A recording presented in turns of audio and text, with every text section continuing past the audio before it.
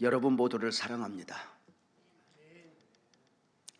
하나님은 영이시니 예배하는 자가 영과 진리로 예배할지니라 선포와 함께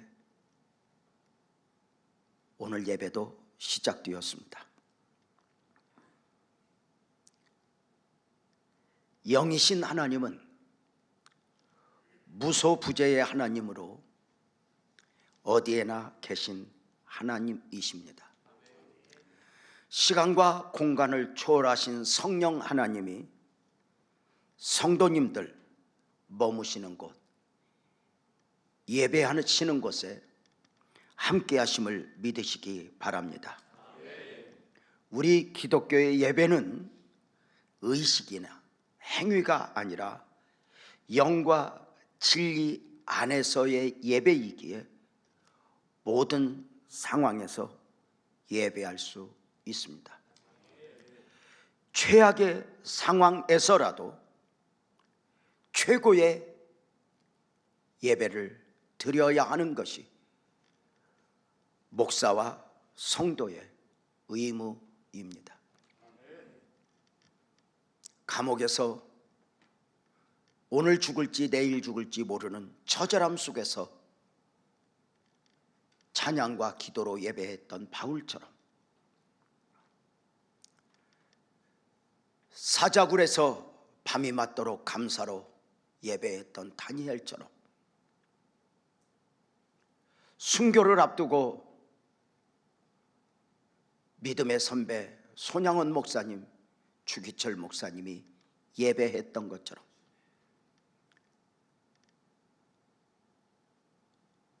우리는 오늘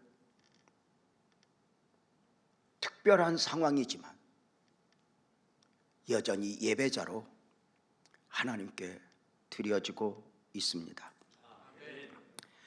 매주일 예배 시간에 이스라엘의 7대 절기를 순서대로 설교하는 중에 있습니다.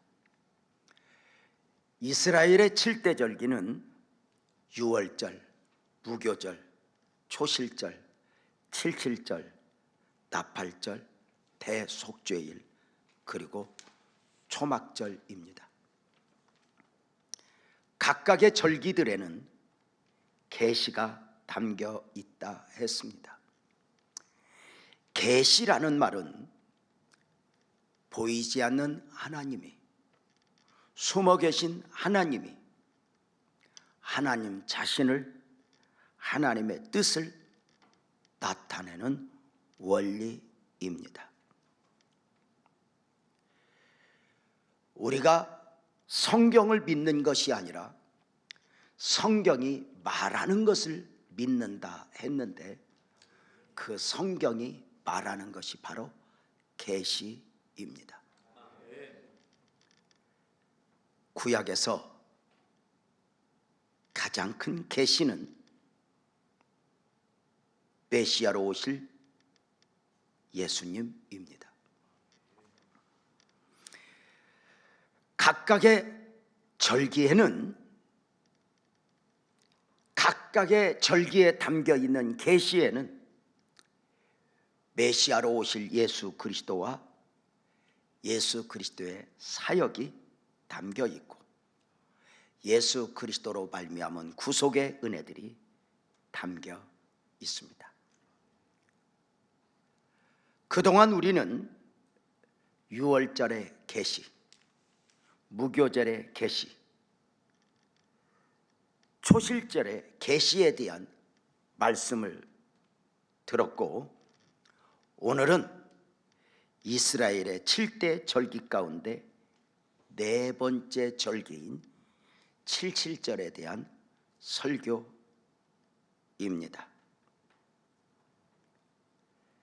먼저 칠칠절의 의미에 대하여 말씀을 드립니다. 칠칠절이라는 용어는 7일, 한 주간을 7번 곱하여 49일이 되는데, 그 49일 다음 날 50일째 되는 날을 칠칠절이라 합니다.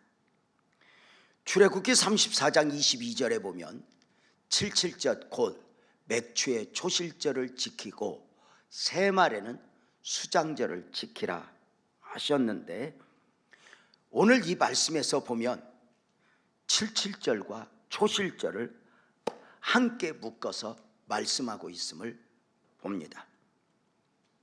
부활의 첫 열매 되시는 예수님을 예표하는 초실절과 오늘 말씀을 듣게 될 칠칠절이 절대 관계에 있기 때문입니다. 유대인들에게 있어 칠칠절은 시내산에서 율법을 받은 날을 기념하는 절기입니다. 출애굽한 이스라엘 백성들이 출애굽 50일째 되는 날에 시내산 율법을 받았기 때문입니다. 말씀을 통해 확인하겠습니다. 애굽에서 430년간 종살이하던 이스라엘 백성들이 하나님의 특별한 은혜 가운데 유월절 구원의 은혜를 입고 출애굽을 하게 됩니다. 출애굽기 13장 3절 4절 말씀 보면 모세가 백성에게 이르되 너희는 애굽 곧 종되었던 집에서 나온 그날을 기념하여 유교병을 먹지 말라. 여호와께서 그 손의 권능으로 너희를 그곳에서 인도해 내셨음이니라. 아비벌 이날에 너희가 나왔으니 입니다. 아비벌 이날은 어떤 날을 말씀하시는 것입니까? 유월절 어린 양의 희생으로 사망의 재앙 가운데서 구원을 받은 날이니 아비벌 14일입니다. 그 구원의 은혜 가운데 아비벌 정월 15일에 무교절 아침에 이스라엘 백성들이 출애굽을 한 것입니다. 그렇게 출애굽한 이스라엘 백성들은 셋째 달 첫날에 시내산 광야에 도착하여 진을 치고 장막을 치게 됩니다. 출애굽기 19장 1절 2절이죠. 이스라엘 자손이 애굽 땅을 떠난 지 3개월이 되던 날 그들이 시내 광야에 이르니라. 그들이 르비딤을 떠나 시내 광야에 이르러 그 광야에 장막을 치되 이스라엘이 거기 산 앞에 장막을 치니라입니다. 이스라엘 백성들이 시내 광야에 도착하여 장막을 치자 하나님은 특별한 섭리 가운데 모세를 시내산에 불러 올리셨습니다. 출애굽기 19장 3절이죠. 모세가 하나님 앞에 올라가니 여호와께서 산에서 그를 불러 말씀하시되 너는 이같이 야곱의 집에 말하고 이스라엘 자손들에게 말하라. 하나님께서 모세를 통하여 이스라엘 백성들에게, 당신의 백성들에게 특별한 말씀을 주실 계획을 세우신 것입니다. 그리고 준비하게 하시니 바로 출애굽기 19장 10절 11절입니다. 여호와께서 모세에게 이르시되 너는 백성에게로 가서 오늘과 내일, 오늘은 어떤 날이죠? 저들이 광야에 도착한 날, 오늘과 내일 그들을 성결하게 하며 그들에게 옷을 빨게 하고 준비하게 하여 셋째 날을 기다리게 하라. 이는 셋째 날에 나 여호와가 온 백성의 목전에서 시내산에 강림할 것이니입니다. 말씀을 드리면 시내산 광야에 장막을 친 백성들로 하여금 하나님이 주실 율법의 말씀을 받을 준비를 하라 하심입니다. 오늘과 내일 백성들로 옷을 빨아 성결하게 하고 셋째 날에 하나님 친히 강림하사 말씀을 주시겠다는 것이었습니다. 이 시내산 율법을 받은 날을 계산을 해보면 첫째 달 15일에 출발을 했으니 30일까지 계산하면 첫째 달의 날은 16일이 됩니다. 15, 16, 17, 30까지 해서 말입니다. 그리고 둘째 달은 온전하게 한 달 31일을 광야에 행진한 것으로 계산하면 합하여 47일이 됩니다. 출애굽한 이스라엘 백성들이 47일째 시내산에 도착한 것이요, 시내 광야에 진을 친 이스라엘 백성들이 오늘 내일 이틀 동안 성결하게 된 후에 셋째 날에 강림하사 말씀하신 것이니 바로 47일 더하기 3일을 하면 출애굽 50일째 되는 날 율법 수여가 있어진 것입니다. 율법에 정한 절기의 날로 계산하면 정월 14일 금요일에 유월절 은혜를 입었고 15일 토요일 무교절에 출애굽의 역사가 시작되었으니 이날 이후 7날을 7번 지내는 49일 다음 날 안식 후 첫날, 오늘로 말하면 주일입니다. 첫날에 50일째 되는 날에 시내산에 올라 모세가 율법의 말씀을 받은 것입니다. 유대 랍비들도 같은 해석을 하고 있으니 그래 이스라엘 백성들은 시내산에서 율법을 받은 날을 기념하여 77절이라 정한 것이고 신약에 와서 오순절이라 불리운 것입니다. 출애굽한 이스라엘 백성들에게 주어진 시내산 율법은 엄청난 은혜의 선물이었습니다. 분명한 것은 처음부터 시내산 율법은 구원의 조건으로 주신 것이 아니었다는 것입니다. 이미 출애굽 구원의 은혜를 입은 이스라엘 백성들에게 하나님의 백성으로서의 삶의 규범으로 주신 것입니다. 율법을 지켜 구원을 받으라 하심이 아니라 구원의 은혜를 입었으니 너희가 하나님의 백성이니 세상에 속한 사람들과 달리 율법을 기준하여 살라는 것입니다. 많은 성도님들이 모세가 시내산에서 받은 말씀을 십계명, 돌판 2개 정도로 이해하고 있는데 우리가 생각을 좀 더 넓혀야 합니다. 하나님은 모세에게 많은 율법의 말씀을 주실 때 그 율법의 말씀들과 더불어 함께 성막의 규례, 절기의 규례, 제사의 규례, 그리고 사회법, 민법, 형법을 함께 주셨습니다.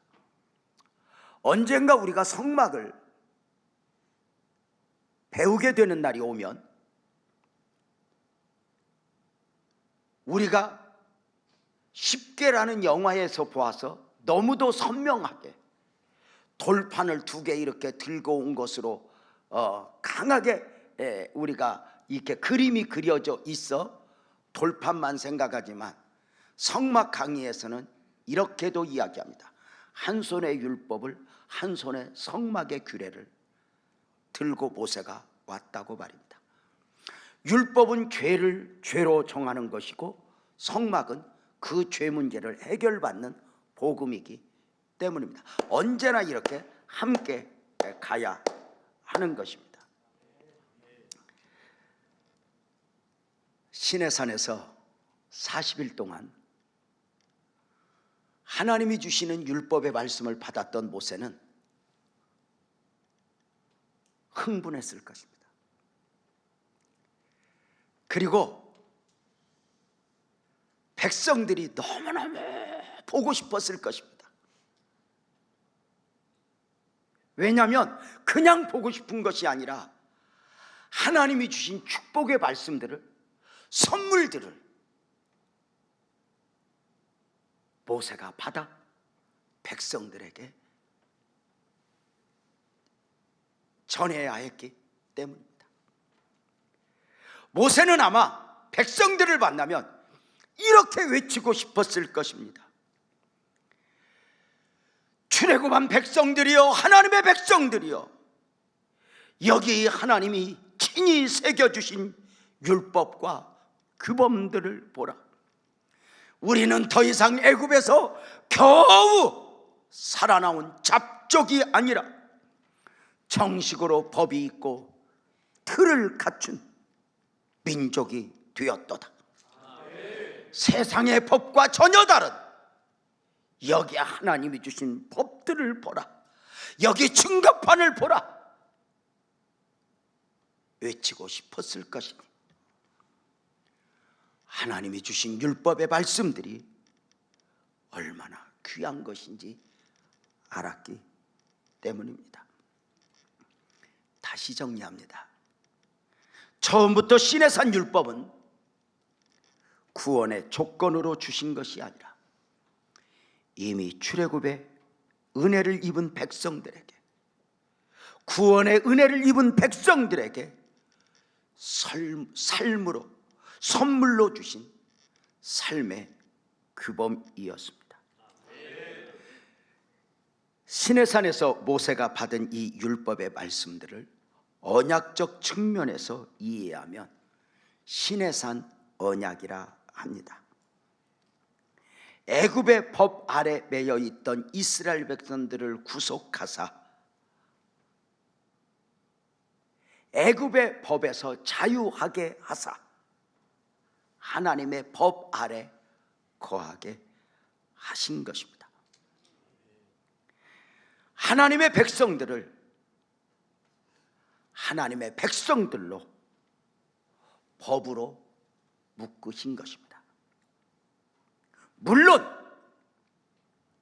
이스라엘은 처음부터 하나님의 백성이었습니다.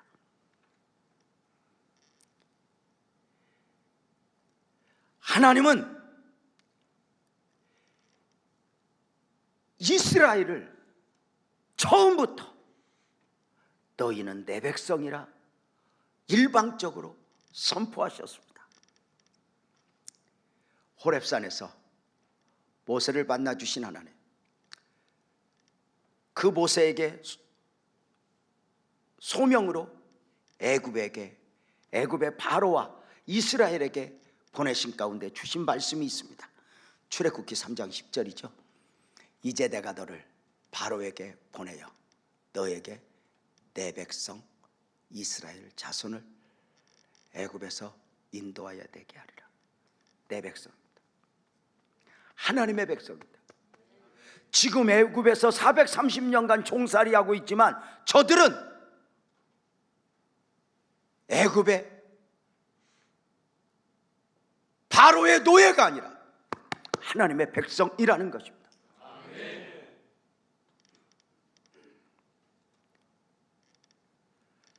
호렙산에서 모세를 부르시는 가운데 있어진 하나님 스스로의 소개가 무엇이었습니까?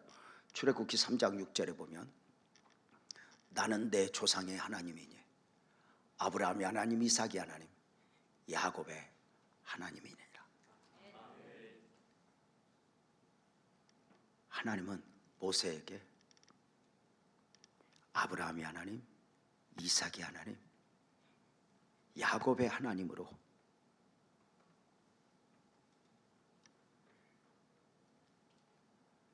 자신을 나타내시며 이스라엘을 일방적으로 내 백성이라 하심 가운데 율법의 말씀으로 언약을 맺으신 것입니다. 시내산 언약 안에서 하나님은 이스라엘 백성의 하나님이 되시고 이스라엘 백성들은 하나님의 백성이 되는 것이었습니다. 처음부터 하나님의 백성이었고 처음부터 하나님은 저들의 하나님이셨지만 그 하나님과 이스라엘 백성들의 관계가 율법으로 시내산 언약으로 돌판으로 법제화 증거화 된 것입니다. 이 시내산 율법을 축복으로 받은 날을 기념하여 지키는 절기가 칠칠절입니다. 이제 칠칠절에 담긴 계시와 은혜를 보겠습니다. 시내산 율법을 받는 날을 기념하는 칠칠절에 담긴 계시를 먼저 말씀을 드리겠습니다. 하나님이 그 많은 절기들 가운데 칠칠절을 통해서는 무엇을 말씀하고자 하셨는지 보자는 것입니다. 구약의 칠칠절이 신약의 오순절로 불리우는 이유가 있습니다. 예수님이 부활하신 후에 50일째 되는 날 오순절 날에 마가 요한의 다락방에 성령 강림이 있어진 것입니다. 예수님이 부활하신 후 40일 동안 머무시다가 하늘로 승천하신 지 열흘 만에 당신의 제자들이 모여있는 그 마가 다락방에 마가 요한의 다락방에 성령으로 임하신 것입니다. 구약의 초실절과 칠실절이 절대 관계가 있었던 것처럼 신약에서 예수님의 부활과 승천이 오순절과 절대 관계가 있어진 것입니다. 부활하신 예수님이 하늘로 승천하신 가운데 오순절 날에 보혜사 성령을 보내주신 것입니다. 애굽의 법 아래 묶여있던 이스라엘 백성들이 출애굽을 하여 홍해를 건너므로 법적으로 자유하게 되었는데 그냥 법적으로 자유하는 것으로만 끝나는 것이 아니었습니다. 애굽에서 법적으로 자유한 이스라엘 백성들로 하여금 시내산 율법을 주심으로 하나님의 법 아래서 하나님은 이스라엘 백성의 하나님이 되어주시고 그리고 이스라엘 백성들은 하나님의 백성이 된 것입니다. 하나님이 일방적으로 언약을 맺으사 너희는 내 백성이고 나는 너희 하나님이라 율법으로 묶어내신 것입니다. 우리가 잘못 생각하면 우리가 자유롭게 살 수 있는데 하나님이 법으로 우리를 묶어 구속하는 것이 아닌가 싶지만 사실은 은혜적 측면에서 보면 우리가 묶인 것이기보다는 하나님이 스스로 자기 백성에게 묶여 하나님이 하나님 되어 주신 것입니다. 이제 출애굽한 이스라엘은 애굽의 법 아래서 자유하여 하나님의 법 안에서 율법을 지키며 하나님의 백성으로 살아내야 했습니다. 문제는 하나님의 백성이 되었지만 율법을 지켜 하나님의 백성으로 삶을 살아낼 능력이 없는 것입니다.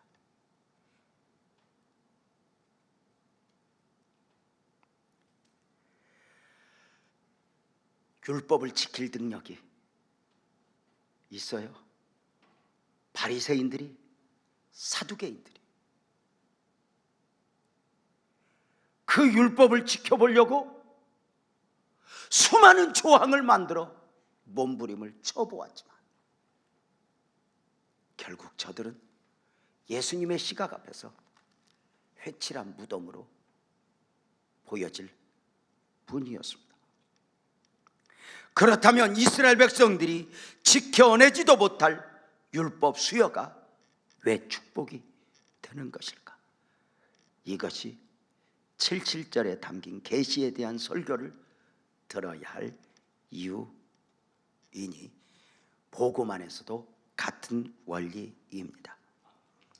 예수 그리스도, 우리 그리스도인들은 예수님의 십자가와 부활을 통해 죄와 사망에서 자유하게 되었음을 믿으시길 바랍니다. 예수님의 십자가와 부활을 믿음으로 거듭난 새 생명을 소유한 사람이 된 것입니다. 그렇게 죄와 사망의 법 아래서 살아가던 우리들이 예수님의 십자가와 부활을 통해 새 생명의 은혜를 입으면서 이제 우리는 생명의 성령의 법 아래에 거하게 된 것입니다. 로마서 8장 1절 2절 한번 읽겠습니다. 그러므로 이제 그리스도 예수 안에 있는 자에게는 아멘합시다. 결코 정죄함이 없나니.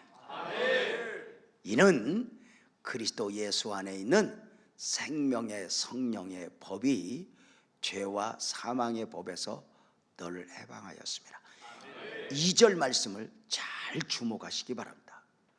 그리스도 예수 안에 있는 생명의 법이 죄와 사망의 법에서 너를 해방하였음이라 하면 됩니다. 그런데 2절 말씀은 예수 안에 있는 생명의 법을 성령의 법과 함께 묶어서 우리에게 말씀하고 있는 것입니다. 이렇게 함께 묶어서 말씀을 주신 이유가 있습니다. 우리 복음적 그리스도인들은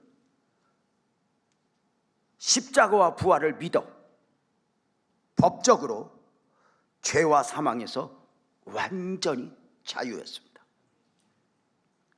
문제는 우리 모두가 죄와 사망에서 자유하였지만 죄와 사망에서 자유한 사람으로,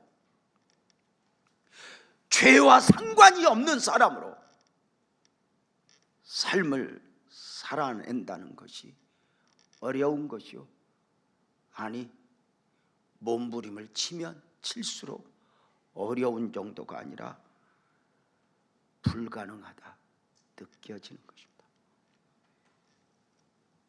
인간 안에 죄를 이길 힘이 있습니까? 출애굽한 이스라엘 백성들이 시내산 율법을 선물로 받았지만 그 율법을 지켜 하나님의 백성으로의 삶을 살아낼 수 없었던 것처럼 우리가 구원의 은혜를 입었지만 죄와 사망에서 자유했지만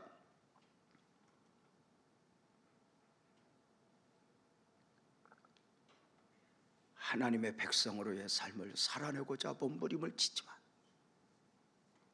나도 거룩하니 너희도 거룩하라 말씀 따라 그렇게 살고 싶지만 결국 바울의 고백, 오라 나는 공고한 자로다. 이 사망의 봄에서 누가 나를 구하여 낼 것인가 할 수밖에 없는 것입니다.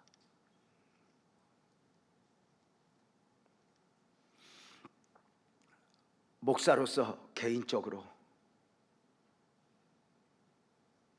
어느 성도의 기도를 흉내내요. 거룩하게 살다 거룩하게 죽게 하옵소서 몸부림을 쳤던 적이 있습니다. 그래서 목사 개인적으로 한때 내가 못된 생각을 특별히 하게 되면 한 끼 금식을 하고, 내가 말을 함부로 하거나 누군가를 미워하면 또 한 끼 금식하여 내가 이 죄와 싸우리라 하고 처절한 싸움을 싸우고 그렇게 정하여 가다 보니 한 끼도 밥을 먹을 기회가 없더라고요. 세 끼 밥은 그만두고 간식도 먹을 자격이 없어요. 오라 나는 공고한 자로다.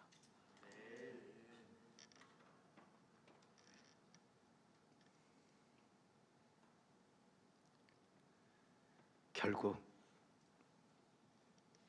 하나님의 백성으로의 삶은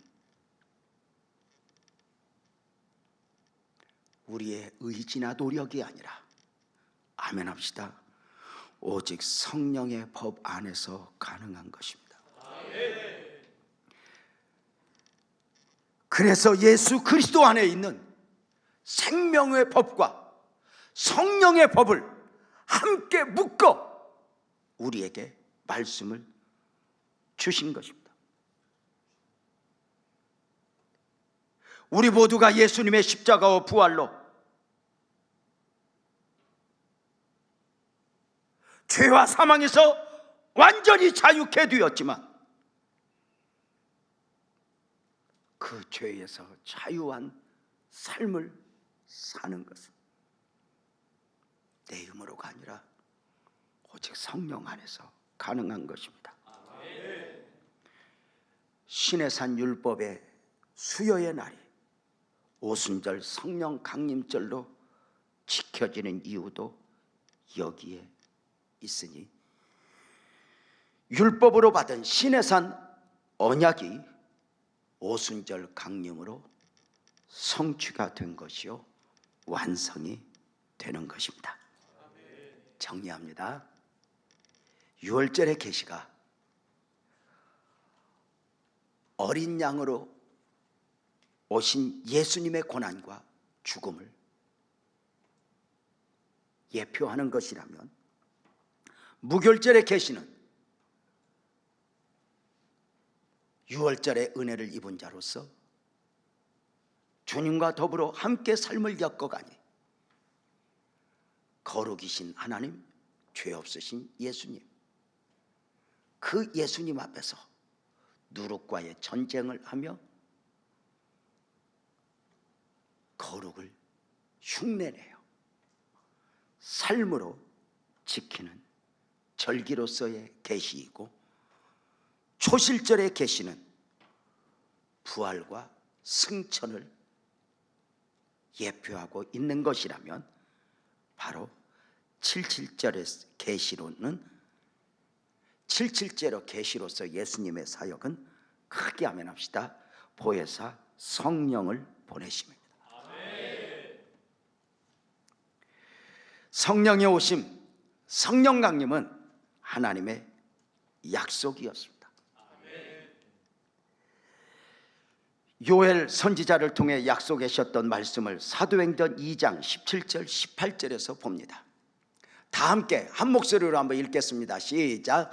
하나님이 말씀하시기를 말세에 내가 내 영을 모든 육체에게 부어주리니 너희의 자녀들은 예언할 것이요 너희의 젊은이들은 환상을 보고 너희의 늙은이들은 꿈을 꾸리라. 그때에 내가 내 영을 내 남종과 여종들에게 부어주리니 그들이 예언할 것이요. 하나님의 역사는 어느 날 갑자기 없습니다. 이미 충분히 말씀 안에서 약속을 하셨고 예언을 하셨던 바, 예수님 오심도 성경대로, 아멘 합시다, 성령의 오심도 성경대로입니다. 부활하신 예수님의 말씀이 무엇이었습니까? 사도행전 1장 4절에 보면 사도와 함께 모이사 그들에게 분부하여 이르시되 예루살렘을 떠나지 말고 내게서 들은 바 아버지께서 약속하신 것을 기다리라. 이미 약속하셨던 바 그것을 기다리라는 것입니다. 그래서 이 말씀에 순종한 사람들이 마가 요한의 다락방에 보여 약속하신 성령의 임재를 사모하며 열흘 동안 간절히 하나님 앞에 기도했던 것입니다. 우리가 여기서 정리할 바는 예수님의 공생의 사역에 있어서 마지막 사역을 복음주의자들은 이렇게 이야기합니다. 당신의 사람들을 마가 다락방에 모이게 하사 성령의 충만을 받은 사람으로 만들어내는 것. 그래서 예수님의 구속사역은 바로 보혜사 성령 사역으로 이어지는 것입니다. 예수님은 공생의 사역 기간에서도 늘 성령에 대하여 말씀을 하셨습니다. 기적을 행하시고 말씀을 전하셨지만 제자들이 깨닫지 못할 때 보혜사 성령이 오시면 하셨습니다. 우리는 이 말씀을 이렇게 표현합니다.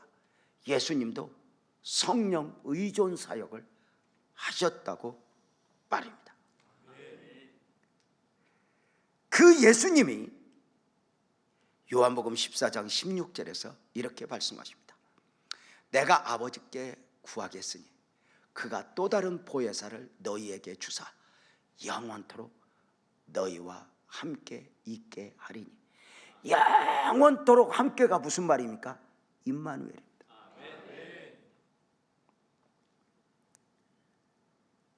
그렇게 임마누엘로 함께 있어 주시는 방법이 무엇인가?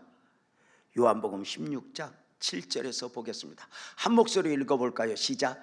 그러나 내가 너희에게 실상을 말하노니 내가 떠나가는 것이 너희에게 유익이라.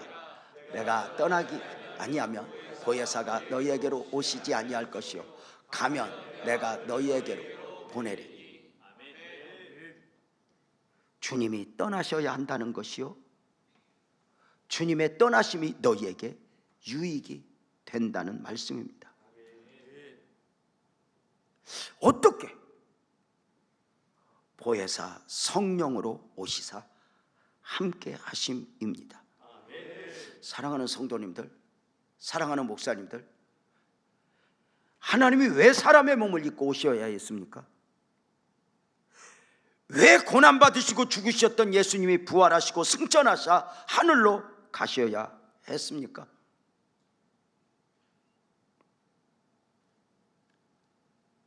가장 귀한 목적은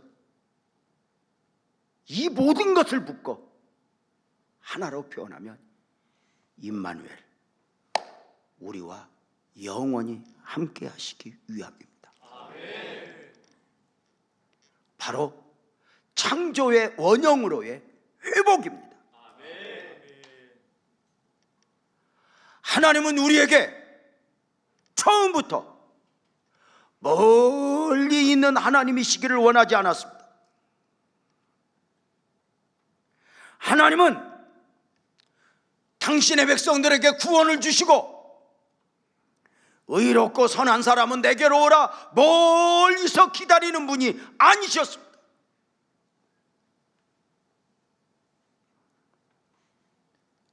하나님은 처음 창조 때부터 당신의 백성들과 함께 이기를 원하셨습니다.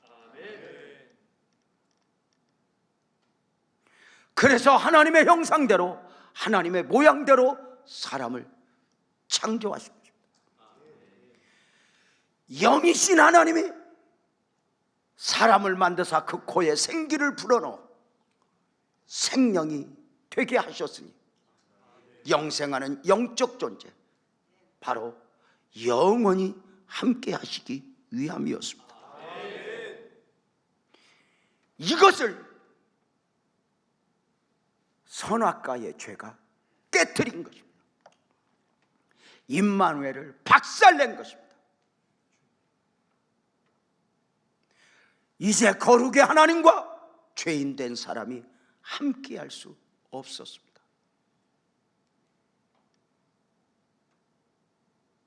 그 임마누엘을 회복시키기 위하여 하나님이 사람의 몸을 입고 오실 때 임마누엘이라는 이름을 가지고 오신 것입니다. 어떤 목적으로? 아멘 합시다. 내가 너와 함께하게. 그렇게 사람의 몸을 입고 임마누엘로 오셨지만, 그래서 함께 해주셨지만, 안타깝게도 사람의 몸을 입고 오신 예수님은 육신을 입고 계시기에 시간과 공간의 제약을 받게 되었습니다. 그래서 나사로가 죽었을 때 예루살렘에 계신 예수님이 베다니에 오실 수 없었습니다.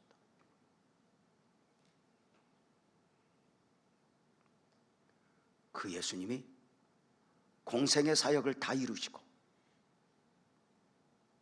고난받으시고 오셨던 목적대로 죽으시고 부활하사 승천하셨으니,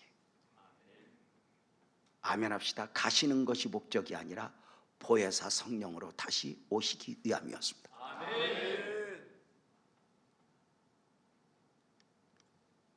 내가 너희와 영원히 함께하리라. 비로소 네가 내 안에, 내가 네 안에, 시간과 공간을 초월하신 보혜사 성령님은 오늘도, 그리고 앞으로도 영원히 오늘 예배하고 있는 이곳 우리 목사님들, 그리고 영상으로 예배하는 모든 성도님들과 함께임을 믿으시기를 축복합니다. 더 놀라운 은혜가 있습니다. 시간과 공간을 초월하신 보혜사 성령님은, 성령 하나님은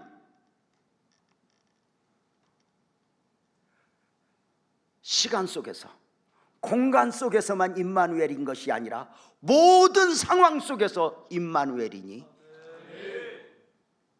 불 가운데, 물 가운데에서도 함께 하시는 하나님입니다. 다니엘의 사자굴 안에서도, 풀무 안에서도, 억울한 감옥 안에서도 하나님은 함께였음을 믿으시기를 바랍니다. 우리가 이 코로나의 위기 가운데서도 우리의 소망은 정부가 최선을 다하지만 정부의 노력은 거기까지입니다. 결국은 하나님이 은혜를 입혀야 합니다. 나라는 사랑하는 성도님들에게 부탁을 드립니다. 이 코로나의 위기 가운데서 누구 때문이야, 무엇 때문이야, 신천지 이야기하며 우리 입술을 오염시키지 맙시다. 우리 하나님을 이야기합시다. 하나님께 소망을 둡시다.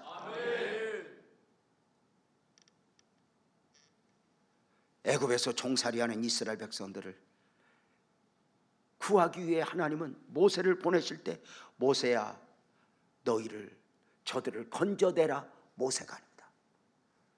내가 너를 보내지만 너를 통하여 저들을 건져내게 하시리라. 주님이 하실 것입니다. 이 코로나의 위기 가운데서도 하나님이 그리하실 줄로 믿습니다. 보혜사 성령으로 함께 하신다. 바로 77절의 계시입니다. 그렇다면 77절의 계시와 더불어 77절의 은혜 역시 성령 강림, 성령의 임재입니다. 사랑하는 성도님들, 저와 여러분은 죄와 사망에서 자유한 사람임을 믿으시면 아멘 합시다. 이것으로 끝나면 안 됩니다. 우리는 이제 성령의 옷을 입어야 합니다. 성령님의 은혜는 구원받은 백성으로 하여금 구원받은 백성으로의 삶을 살아내게 하는 능력입니다. 시내산 율법은 출애굽한 이스라엘 백성들에게 구원의 조건으로 주신 것이 아니라 말씀을 드렸습니다. 마찬가지로 시내산 율법의 성취를 알 수 있는 성령의 임재 또한 구원의 조건으로 주신 것이 아닙니다. 구원을 받으려거든 성령을 받으라 아닙니다. 구원받은 백성이, 죄와 사망에서 자유한 사람들이 구원받은 자로의 삶을 살아나게 하는 능력, 이것이 바로 성령의 임재입니다. 그래 성령님은, 성령 충만은 구원받은 백성들에게 주님이 주시고자 하시는 최고의 선물입니다.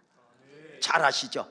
마태복음 7장, 누가복음 11장에서 성령에 대하여 주님이 주신 말씀이 있습니다. 구하라 주실 것이요 할 때 결론은 구하는 자에게 좋은 것을 주시지 않겠느냐, 이거. 누가복음에서는 구하는 자에게 성령을 주시지 않겠느냐 해서 우리 주님이 우리에게 가장 주시고 싶었던 선물이 바로 무엇이냐면 성령이었습니다. 이 땅의 모든 그리스도인들은 소화해내야 할 질문이 두 가지 있습니다. 하나는 당신은 구원받았습니까?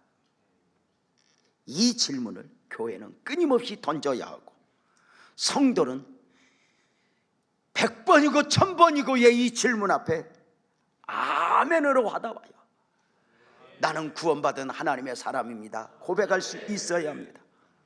또 하나의 질문이 있습니다. 당신은 성령을 받았습니까? 입니다.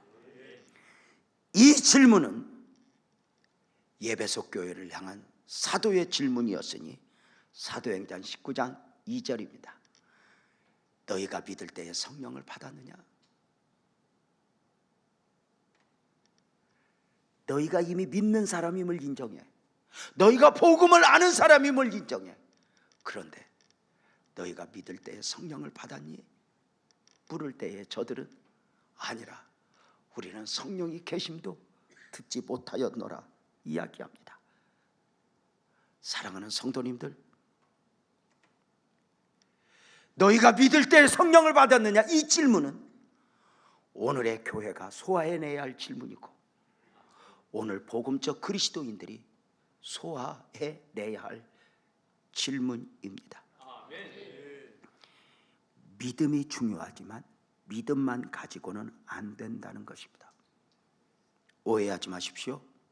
믿음이면 충분하다는 말은 구원에 있어서입니다.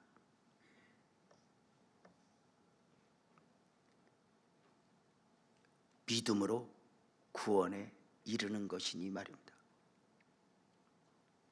그러나 사역에서, 사명을 위해서, 복음적 그리스도인으로서 삶을 위해서는 아멘 합시다. 성령 충만이어야 합니다. 아멘.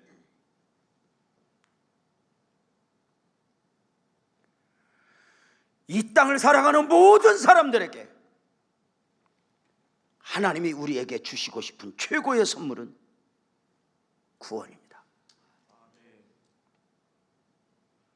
바로 이것이 소명을 안고 우리가 목사가 된 이유요, 이것이 많은 선교사님들이 그 외로움 속에서, 처절한 상황 속에서 선교의 사명을 감당하고 있는 이유입니다. 이 땅을 살아가는 모든 사람들에게 주님이 가장 주시고자 하는 선물은 구원입니다. 그리고 구원받은 사람에게, 소명을 받은 목사에게, 선교사에게, 장로님들에게, 오늘 성도님들에게 주시고자 하는 최고의 선물은 아멘 합시다. 성령 충만입니다. 아멘. 다른 게 있습니다. 구원은 값없이 주어지는 선물입니다. 내가 구원을 주세요, 내게 구원을 주세요 해가지고 구원이 임하는 게 아니라 어느 날 그 구원의 믿음이 선물로 내 안에 들어와 버렸습니다. 구원은 철저한 은혜입니다. 구원이 값없이 주어지는 선물이라면 아멘 합시다. 성령은 사모하는 자에게 주어지는 선물입니다.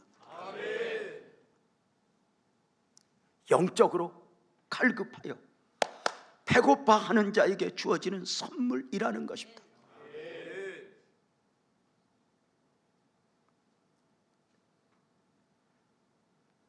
우리는 성령으로 충만하게 해주세요.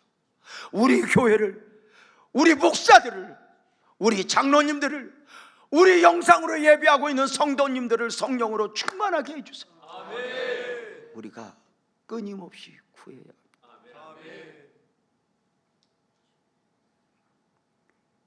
성령에 관심을 가져야 합니다. 성령으로 충만하지 못하면 내가 예수를 믿고서도 믿음을, 사명을 내가 끌고 가는 것이 됩니다. 그러하면 나 혼자 사는 것도 힘든데 믿는 것도 힘들고, 믿는 것도 힘든데 거기에 목사가 되었으니, 장로가 되었으니 얼마나 힘들어요. 오늘도 다른 사람들은 다 집에서 영상으로 예배하며, 지금 어떤 성도님은 지금 예배하면서 음료수 마시고 있는 줄도 몰라. 근데 우리는 지금 이렇게 예배당에서 코로나 사이를 뚫고 와서 예배하는 거 쉽지 않죠. 그러나 성령으로 충만하면 내가 믿음을, 내가 사명을 끌고 가는 것이 아니라 성령으로 충만하면, 아멘 합시다, 은혜가, 성령이 나를 끌고 가는 것입니다. 그래서 감당하게 되는 것입니다. 그래야 성령으로 충만을 받아야, 많은 성경 공부를 해서가 아니라 성령으로 충만해야 그 신앙이 역동적이게 되는 이유입니다. 성령 충만은 선택이 아니라 명령입니다. 에베소서 5장 18절에 보면 술 취하지 말라, 이는 방탕한 것이니 오직 성령으로 충만을 받아라. 우리는 성령에 취한 사람들입니다. 술 취한 사람들의 특징이 뭐죠? 비틀거립니다. 그런데 그들의 특징은 나는 괜찮다고 합니다. 다른 사람이 보기에 비틀거리는 것입니다. 술만이 아닙니다. 노름에 취한 사람, 음란에 취한 사람, 세상 주의 습관에 취한 사람, 취하면 비틀거립니다. 오늘 여기 예배드리고 있는 김찬수 장로님이 저 만났을 때 초창기에 낚시에 미쳐 있어가지고 아내 권사님이 아기를 낳으려고 막 오늘 내일 하고 있는데도 낚시 가방 들고 나갔던, 지금 보기에 저렇게 선하지만 아주 숭악한 사람이었습니다. 모르는 건 비틀거려. 내가 어떻게 해야 되는지를 모르고 비틀거려. 누가 알아? 다른 사람이 보기. 우리는 그렇게 죄에 취한 사람이 아니라, 세상에 취하여 비틀거리는 사람이 아니라, 아멘 합시다, 성령의 새술로 취한, 성령 충만한 사람이어야 되는 줄로 믿습니다. 성령 충만이야말로 교회가 교회되는 원리요, 성도가 성도되는 원리입니다. 성령 충만해야, 아멘 합시다, 내 생각이 무너지게 됩니다. 성령 충만해야 가짜 믿음이 박살나게 됩니다. 성령 충만해야 내 안에 죄가 내 삶의 둥지를 틀지 못합니다.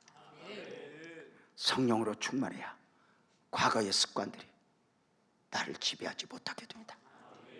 내 안에 성령으로 가득 채워야 됩니다. 오늘 말씀의 주제는 777의 계시였습니다. 이 777절은, 구약의 777절은 시내산 율법을 받은 것을 기념하여 지켜지는 절기였습니다. 그 구약의 777절은 신약에서 오순절 성령 강림으로 완성되었습니다.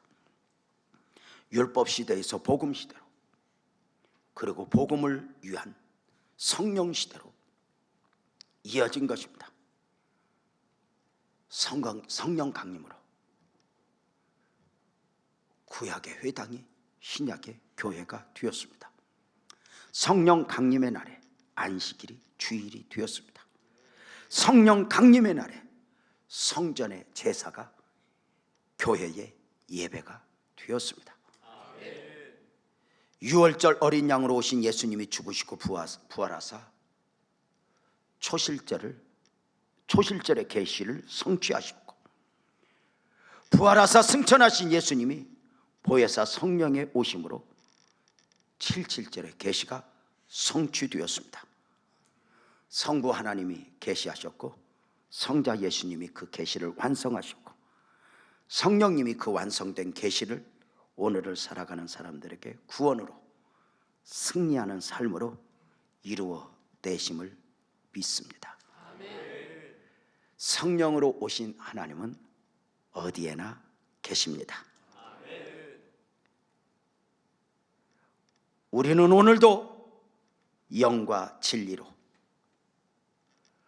각자 머문 곳에서 영상으로 최고의 예배를 드리는 하나님의 사람들로 드려지고 있습니다. 소망이 있습니다. 아멘 합시다. 성령이여 이 민족에 임하소서. 성령님이여 우리 교회를 충만케 하소서. 성령님이여 우리 성도들의 가정을 충만하게 하소서. 근본 코로나의 이 거대한 물결 앞에서 신천지가 없어진다고 해서 교회가 바로 서는 게 아닙니다. 교회는 오직 하나님 앞에 서입니다. 우리 모두 이 최악의 상황 속에서 최고의 예배를 드리는 예배자로 하나님의 사람으로 드려질 수 있기를 주님의 이름으로 축복합니다. 성령님의 은혜를 사모하지 않겠습니까? 우리 모두 자리에서 일어나서 찬송하면서 오늘 예배 마치고자 합니다. 이 땅의 동과 서 남과 부 찬양합니다.